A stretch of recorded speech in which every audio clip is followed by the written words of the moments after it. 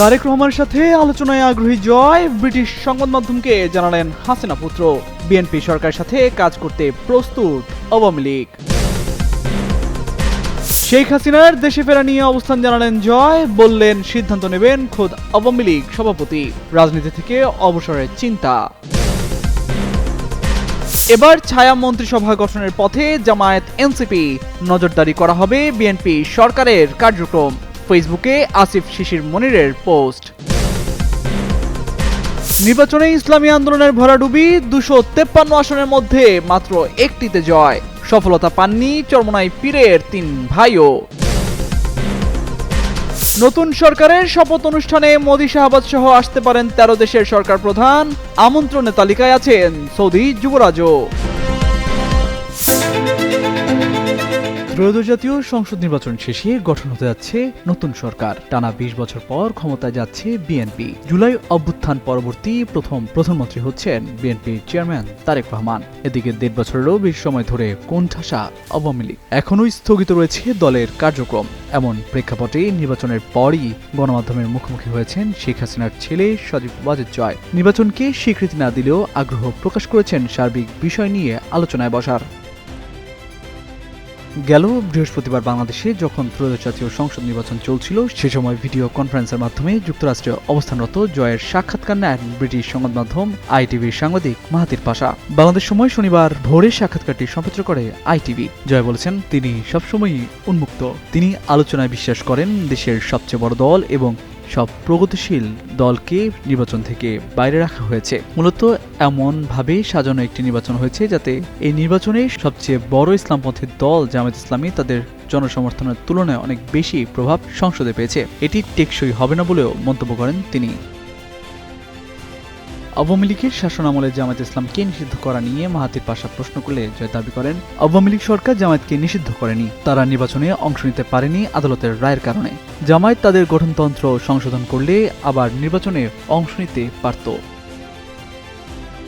শেখ হাসিনার ছেলে দাবি করেন, বিএনপি বাংলাদেশের আরেকটি বড় রাজনৈতিক দল, অবশ্যই তাদের সঙ্গে কথা বলা উচিত। তারেক রহমান যদি প্রধানমন্ত্রী হন তাহলে অবশ্যই দলের পক্ষ থেকে তার সঙ্গে কথা বলা হবে। এই সময় নতুন প্রধানমন্ত্রীর সাথে কাজ করার আগ্রহ জানান সজীব ওয়াজেদ জয়। তামজিদ মির্জা, যুগান্তর নিউজ। বাংলাদেশের সমকালীন রাজনৈতিক প্রেক্ষাপটে উঠে আসছে নানা সমীকরণ। শনিবার ডয়েচ ওয়েলের সাথে সাক্ষাৎকারে ক্ষমতাচ্যুত প্রধানমন্ত্রী শেখ হাসিনা পুত্র সজীব ওয়াজেদ জয় দেশের বর্তমান পরিস্থিতি, নির্বাচন এবং আওয়ামী লীগের ভবিষ্যৎ নিয়ে দলের অবস্থান জানিয়েছেন। ডয়েচ ওয়েলের সাক্ষাৎকারে সজীব ওয়াজেদ জয় বলেন, যেখানে প্রধান রাজনৈতিক শক্তিগুলোকে প্রশাসনিক চাপে নির্বাচনের বাইরে রাখা হয়, সেখানে জনমতের প্রতিফলন ঘটা অসম্ভব বলে দাবি তার। শেখ হাসিনার রাজনীতিতে ফিরবেন কিনা সে বিষয়ে উপস্থাপকের প্রশ্নে জয় জানান, তিনি অনেক আগেই রাজনৈতিক অবসর চেয়েছিলেন। রাজনীতিতে ফেরা একান্তই শেখ হাসিনার ব্যক্তিগত সিদ্ধান্ত জানিয়ে তার রাজনীতিতে ফেরা নিয়ে সংশয় প্রকাশ করেন জয়। জানান, এই বিষয়ে হাসিনার উপর পারিবারিক কোনো চাপ নেই, তিনি ফিরলে নিজ সিদ্ধান্তেই ফিরবেন। এছাড়াও ব্যক্তিগতভাবে সরাসরি রাজনীতিতে নামার কোনো পরিকল্পনা নেই বলেও জানান জয়। অতীত ঘটনার জন্য ক্ষমা চাওয়ার মাধ্যমে আওয়ামী লীগের রাজনীতিতে ফেরার পথ উন্মোচিত হলে দলটি ক্ষমা চাইবে কিনা এমন প্রশ্নের জবাবে জয় জানান, আওয়ামী লীগের অসংখ্য নেতাকর্মী নিহত হলেও বিচার না করে বরং দোষীদের দায় মুক্তি দেওয়া হয়েছে। একতরফা ক্ষমা চাওয়ার চেয়ে গত 1.5 বছরের সহিংসতার নিরপেক্ষ তদন্ত জবাবদিহিতাই তার কাছে বড় দাবি। এক্ষেত্রে জয় সমান বিচার নিশ্চিত করার উপরও জোর দেন। অন্যদিকে নির্বাচনে জয়ের পর বিএনপি চেয়ারম্যান তারেক রহমান এক সংবাদ সম্মেলনে আইনের শাসন প্রতিষ্ঠার মাধ্যমে সমস্যা সমাধানের আশ্বাস দিয়েছেন। শেখ হাসিনাকে দেশে ফেরানোর বিষয়ে তিনি সম্পূর্ণ আইনি প্রক্রিয়ার উপর নির্ভর করার কথাও জানান। তামান্না তাবাসসুম শ্রেয়া, যুগান্তর নিউজ। প্রথমবারের মতো প্রধান বিরোধী দল হিসেবে এবারের সংসদ মাতাবে জামায়াত ইসলামী। একই সাথে জোট শরিক জাতীয় নাগরিক পার্টিকেও দেখা যাবে শক্ত অবস্থানে। এর মধ্যে মঙ্গলবার গঠিত হতে যাচ্ছে নতুন মন্ত্রিসভা। দেশের ইতিহাসে দ্বিতীয়বারের মতো এবার ছায়া মন্ত্রিসভা গঠনের পথে জামায়াত এনসিপি জোট।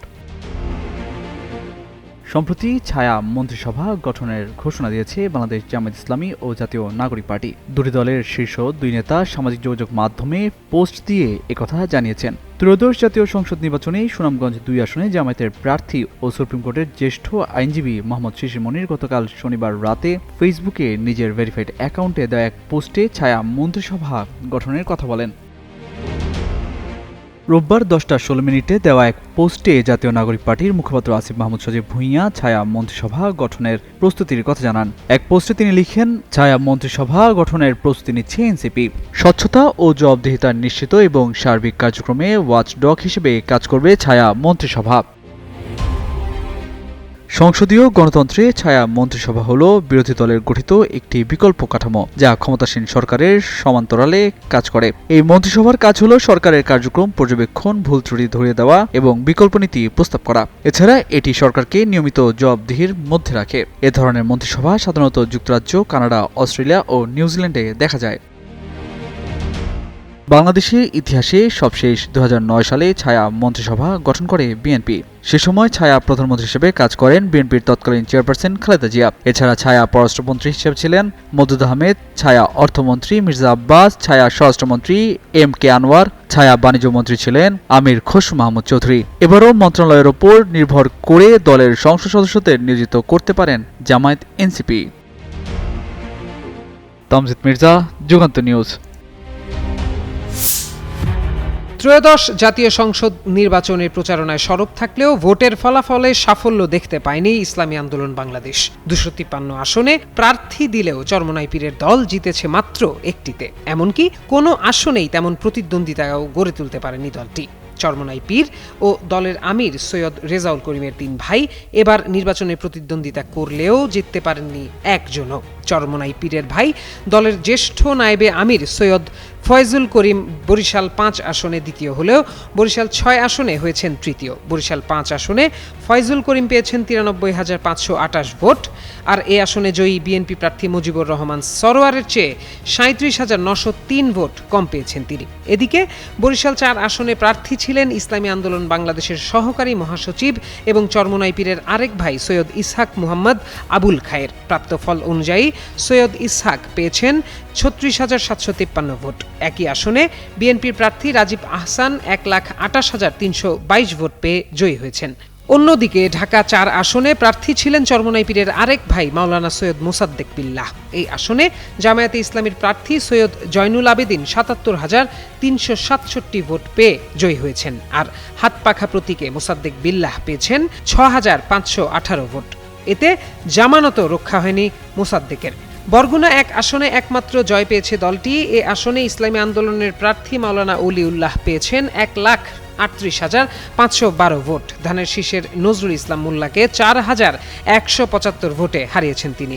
বরিশালের রাজনৈতিক বিশ্লেষকরা বলছেন, ইসলামী আন্দোলনের প্রার্থীরা প্রচারণার মাঠে বেশ সরব থাকলেও ভোটের ফলাফলে ঘটেনি তার প্রতিফলন। জামায়াত ও ইসলামী আন্দোলনের জোট ভেঙে যাওয়াকেই কারণ হিসেবে উল্লেখ করছেন তারা। বাংলাদেশের নতুন সরকার শপথ নিতে পারে মঙ্গলবার। বিএনপির চেয়ারম্যান তারেক রহমানের নেতৃত্বে গঠন হতে যাওয়া মন্ত্রিসভার শপথ অনুষ্ঠানে অংশ নিতে চীন, ভারত, পাকিস্তান সহ 13 দেশের সরকার প্রধানকে আমন্ত্রণ জানিয়েছে অন্তর্বর্তী সরকার। শনিবার রাতে অন্তর্বর্তী সরকারের এক দায়িত্বশীল কর্মকর্তা গণমাধ্যমকে বিষয়টি নিশ্চিত করেছেন। ত্রয়োদশ জাতীয় সংসদ নির্বাচনে বিজয়ী সংসদ সদস্যদের শপথ পড়াবেন প্রধান নির্বাচন কমিশনার AMM নাসির উদ্দিন। অন্তর্বর্তী সরকারের প্রধান উপদেষ্টার কার্যালয়, আইন মন্ত্রণালয় এবং সরকার গঠনের প্রক্রিয়ায় যুক্ত একাধিক সূত্র এই তথ্য নিশ্চিত করেছে। নতুন সরকারের শপথ অনুষ্ঠানকে কেন্দ্র করে দেশি বিদেশি অতিথিদের উপস্থিতি নিশ্চিত করতে কূটনৈতিক পর্যায়ে যোগাযোগ অব্যাহত রয়েছে বলে গণমাধ্যমকে জানিয়েছেন সংশ্লিষ্টরা। একই সঙ্গে অনুষ্ঠানকে ঘিরে রাজধানীতে নিরাপত্তা জোরদার করার পরিকল্পনাও নেওয়া হয়েছে। এর আগে 12 ফেব্রুয়ারি অনুষ্ঠিত ত্রয়োদশ জাতীয় সংসদ নির্বাচনে 2/3 বেশি আসনে জয়লাভ করে বিএনপি নেতৃত্বাধীন জোট। নির্বাচনের ফল ঘোষণার পর থেকেই নতুন সরকার গঠনের প্রক্রিয়া শুরু হয়।